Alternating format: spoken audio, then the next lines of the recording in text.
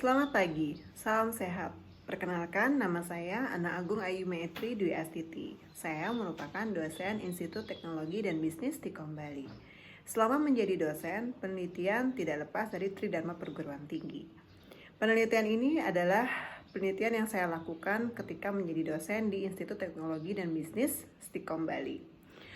Selama menjadi dosen di ITB Stikom Bali, saya pernah melakukan sebuah penelitian yang menjadi bagian dari Tridharma Perguruan Tinggi itu sendiri. Nah, penelitian yang pernah saya lakukan yaitu adalah salah satunya analisis wacana sosial teks mitos keris Ki-Baru Gajah dalam tradisi Ngrebek di Kecamatan Kediri, Tabanan. Penelitian ini merupakan penelitian sastra lisan. Salah satu bentuk sastra lisan yang kita ketahui bersama yaitu mitos. Nah, pada penelitian ini yang saya angkat ketika melakukan penelitian tersebut adalah mitos yang terdapat di dalam teks Purana Puraluhur Pakendungan, di mana di dalam teks Purana tersebut dijelaskan sebuah keris Ki-Baru Gajah yang dimiliki oleh keluarga dari Puri Kediri, Tabanan. Di dalam Purana Puraluhur Pakendungan dijelaskan bahwa bagaimana keris Ki-Baru Gajah yang tidak bisa lepas dari sejarah berdirinya Pura Luhur Pakendungan itu sendiri. Pura Luhur Pakendungan ini terletak di Kecamatan Kediri, Kabupaten Tabanan. Nah, hal ini berkaitan dengan mitos ini sendiri berkaitan dengan perjalanan dari Dangyang Dwi Jendra. Ketika beliau ke Bali, saat mengunjungi Pura Luhur Pakendungan, beliau memiliki tempat untuk bermeditasi di sana. Nah, di sana dipercaya bahwa beliau membawa sebuah keris yang saat ini keris tersebut berada di Puri Kediri, Tabanan. Mitos keris Ki-Baru Gajah sudah berkembang sejak dahulu dan hingga saat ini sangat diyakini oleh masyarakat Kecamatan Kediri, Tabanan. Keris Ki-Baru Gajah itu sendiri masih sangat dipercaya oleh masyarakat atas unsur sakralnya dan keampuhannya yang sangat dipercayai dapat mengusir hama penyakit dan melindungi masyarakat dari hama tanaman pertanian. Sehingga masyarakat mengharapkan dengan adanya mitos tersebut, mereka percaya bahwa keris Ki-Baru Gajah bisa membantu untuk mengusir hama penyakit dan melindungi masyarakat dari berbagai bentuk hal yang negatif seperti itu. Nah, dalam penelitian ini juga saya melihat bahwa masyarakat di sana meyakini bahwa keris Ki-Baru Gajah itu adalah sebagai ide betara atau mungkin disebut dengan dewa pelindung yang sangat dipercayai oleh masyarakat Kecamatan Kediri, Tabanan. Kaitan mitos keris Ki-Baru Gajah dalam Purana Puraluhur Pakendungan dengan tradisi yang saya teliti ketika itu yaitu tradisi Ngrebek. Inilah yang menjadi hal menarik ketika melihat sebuah mitos keris yang dihubungkan dengan sejarah dari Pura Luhur Pakendungan yang terdapat di dalam Purana. Di sana juga dijelaskan bahwa mitos ini menjadi sebuah aplikasi pada sebuah tradisi lisan yang dilakukan oleh masyarakat masyarakat di Kecamatan Kediri, Tabanan. Nah, tradisi ini yaitu tradisi Ngrebek itu dilakukan ketika upacara berlangsung di saat Hari Raya Kuningan, di mana upacara yang berlangsung itu ada di Pura Luhur Pakendungan. Nah, keris Ki-Baru Gajah tersebut diusung dari Puri Kediri menuju Pura Luhur Pakendungan sepanjang 11 km tanpa menggunakan kendaraan. Hal itulah yang membuat saya tertarik untuk menganalisis bagaimana wacana sosial dari mitos keris Ki-Baru Gajah ini dalam tradisi Ngrebek. Nah, melalui penelitian tersebut atau melalui analisis wacana yang saya lakukan ketika itu, harapan saya sebagai seorang peneliti, penelitian mengenai bahasa dan sastra itu dapat lebih aplikatif dan ramah terhadap situasi serta peristiwa sosial yang terjadi di masyarakat. Sehingga kedepannya juga bisa menjadi sebuah solusi dari permasalahan yang ada di masyarakat. Secara pragmatis sebagai bagian usaha atau sebagai bagian untuk menjaga serta melestarikan hal-hal yang merupakan bagian dari kebudayaan nasional. Nah, di samping itu memberikan kontribusi bagi pelestarian sastra lisan sehingga makna dan fungsi yang terkandung dalam sastra lisan dapat dijadikan pedoman bagi pembaca dan masyarakat umumnya. Nah, teori yang ketika itu saya gunakan saat penelitian berlangsung adalah teori fungsi dan semiotika. Ini menjadi hal penting juga buat saya dalam ketika penelitian, bagaimana teori fungsi itu bisa mengungkapkan makna-makna dari mitos Keris Ki Baru Gajah. Dan semiotika ini menjadi ilmu yang teori yang saya gunakan untuk mengupas tanda-tanda yang memiliki makna-makna sehingga terungkap bagaimana analisis wacana dari mitos tersebut. Nah, ketika itu saya juga menggunakan metode studi pustaka, wawancara, dan perekaman. Itu juga bisa menjadi bagian penting ketika melakukan penelitian tersebut. Nah, metode analisis yang saya gunakan ketika itu adalah metode analisis hermeneutika dan deskriptif analitik. Metode penyajiannya saya menggunakan metode informal. Itu dia beberapa penjelasan mengenai prosedur penelitian yang saya lakukan.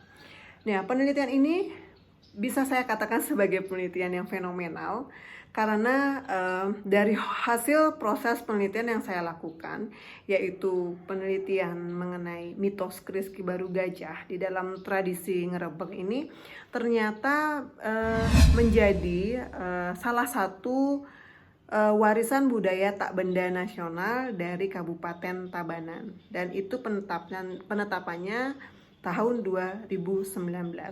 Saya merupakan salah satu narasumber yang saat itu sebagai tim aktualisasi penetapan warisan budaya tak benda nasional tahun 2019. Ini merupakan suatu prestasi yang luar biasa buat saya sebagai dosen. Hasil tulisan saya, hasil penelitian saya bisa ditetapkan menjadi warisan budaya nasional, warisan budaya tak benda nasional tahun 2019 dari Kabupaten Tabanan. Hal yang sangat menarik juga ketika saya mendapatkan prestasi tersebut adalah ketika saya mengandung anak ketiga. Ini seperti memberikan hadiah yang berlipat ganda. Ketika saya mengandung anak ketiga, saya juga bisa memberikan prestasi kepada keluarga besar, mewakili keluarga besar di sana, mewakili diri saya sendiri, dan mewakili instansi atas prestasi tersebut. Di mana prestasi tersebut berupa tradisi Ngrebek Keris Ki Baru Gajah menjadi salah satu warisan budaya tak benda nasional dari Kabupaten Tabanan yang ditetapkan oleh Kementerian Pendidikan dan Kebudayaan tahun 2019. Nah, momen tersebut saya jadikan rekam jejak prestasi yang luar biasa, di mana di sana saya bertemu dengan tokoh adat se-Bali, setelah itu budayawan dan instansi-instansi yang terkait lainnya untuk memperoleh penghargaan tersebut. Nah, ini juga mudah-mudahan bisa menjadi inspirasi selanjutnya buat dosen-dosen yang ada untuk tetap berkarya melalui sebuah penelitian dan tulisan. Nah, penelitian yang saya lakukan ini memiliki makna dan kegunaan yang luar biasa bagi saya, yaitu di mana tradisi yang berasal dari sebuah teks mitos yang sangat dipercayai oleh masyarakat, pemilik mitos tersebut ini dipandang sebagai sesuatu yang diperlukan manusia untuk mencari kejelasan tentang alam. Nah, itu yang menjadi sangat menarik buat saya, menjadi sangat menjadi satu ciri khas bagi kami atau bagi saya sendiri untuk meneliti sebuah teks mitos. Nah, melalui cerita-cerita mitos yang ada di dalam masyarakat tersebut, asal-usul suatu masyarakat, bahkan mungkin suatu bangsa bisa kita ungkapkan. Nah, pada penelitian ini yang menjadi objek mitos tadi adalah Keris Ki Baru Gajah. Ini sangat dipercaya oleh pemilik mitos tersebut, oleh masyarakat setempat, oleh keluarga Pudi Kediri, dan tentunya masyarakat dari Kabupaten Tabanan. Nah, ini dipercaya oleh masyarakat setempat bisa memberikan keselamatan masyarakatnya melalui sebuah tradisi. Mitos dalam hal ini bukan hanya sekedar deskripsi simbolik dalam tradisi tersebut, tapi mitos bisa didefinisikan oleh beragam referensi merujuk kepada sistem kepercayaan dengan makna kultural dan kemampuannya yang bisa menjustifikasi institusi sosial yang dominan. Nah, artinya saya melihat bahwa keberadaan mitos sangat vital dan penting bagi eksistensi hidup manusia, terutama dalam hal yang berkaitan dengan mitologi yang bersifat keyakinan dan keagamaan. Nah, setelah melakukan sebuah penelitian, yang menjadi proses akhir dari penelitian saya ini adalah sebuah publikasi, di mana publikasi ini diperlukan tentunya agar hasil penelitian saya ini dapat diketahui oleh orang banyak dan bisa memberikan dampak yang positif bagi masyarakat luas. Nah, oleh karena itu sebuah publikasi saya gunakan dalam bentuk artikel pada jurnal ilmiah yang saya lakukan saat itu. Nah, publikasi yang saya lakukan dari penelitian tersebut adalah pada jurnal terakreditasi Sinta 4, yaitu Jurnal Linguistika Universitas Udayana. Nah, hal ini membuat saya tidak hanya berhenti saat itu saja, tetapi ketika 3 tahun kemudian, yaitu tahun 2020, saya masih penasaran dengan mitos keris kebaru gajah. Dan saya melakukan penelitian kembali, namun tidak dengan tradisi ngerebek. Hanya saja objeknya masih tetap keris kebaru gajah dengan mitosnya, tetapi dengan proses tradisi lainnya yang dilakukan oleh masyarakat Kediri Tabanan dan keluarga dari Puri Kediri Tabanan, yaitu proses pembersihan dari keris tersebut yang disebut dengan proses ngelisah. Nah, hasil penelitian saya ini saya publikasikan dan ternyata lolos di Jurnal Kajian Bali yang terakreditasi Sinta 2. Ini juga bisa menjadi prestasi buat saya karena mencapai jurnal terakreditasi Sinta 2 itu adalah hal yang menjadi tantangan tersendiri bagi dosen. Nah, ini bisa saya lakukan ketika tahun 2020. Di sana saya mempublikasikannya pada Jurnal Kajian Bali Universitas Udayana. Nah, untuk nilai inovatif yang bisa saya sampaikan pada penelitian saya ini dan publikasi yang saya lakukan, yaitu dapat mengembangkan ilmu pengetahuan di bidang bahasa tentunya, dan sastra, khususnya sastra lisan serta pembelajaran. Selalu diperlukan cara menarik untuk mengajarkan bahasa dan sastra. Nah, inovasi pembelajaran bahasa dan sastra ini harus bervariasi untuk mengubah budaya lisan atau tutur menuju budaya tulisan di dalam bidang akademik untuk memajukan pembelajaran bahasa dan sastra itu sendiri.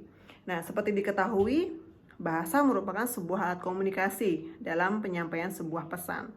Nah, sebagai dosen, saya selalu berusaha menanamkan nilai inovatif dalam berkarya pada penelitian-penelitian yang saya lakukan khususnya di bahasa dan sastra yang dapat menghasilkan pembelajaran bahasa dan sastra yang tentunya nanti harapannya adalah lebih bervariasi.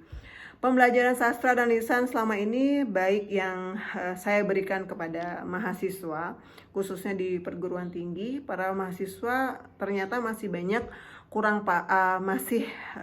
bisa dikatakan ada beberapa yang kurang paham dengan model kelisanan sebuah materi sastra lisan, termasuk memaknai teks lisan dengan konteksnya. Nah, terkadang teks lisan ini dimaknai kehilangan makna secara utuh karena hanya memaknai objek materi sebagian.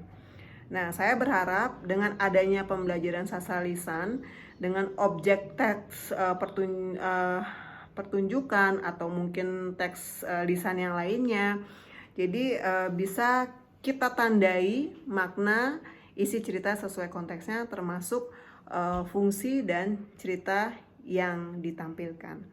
Baik, seperti itu yang bisa saya sampaikan untuk penelitian dan publikasi saya. Terima kasih, salam sehat.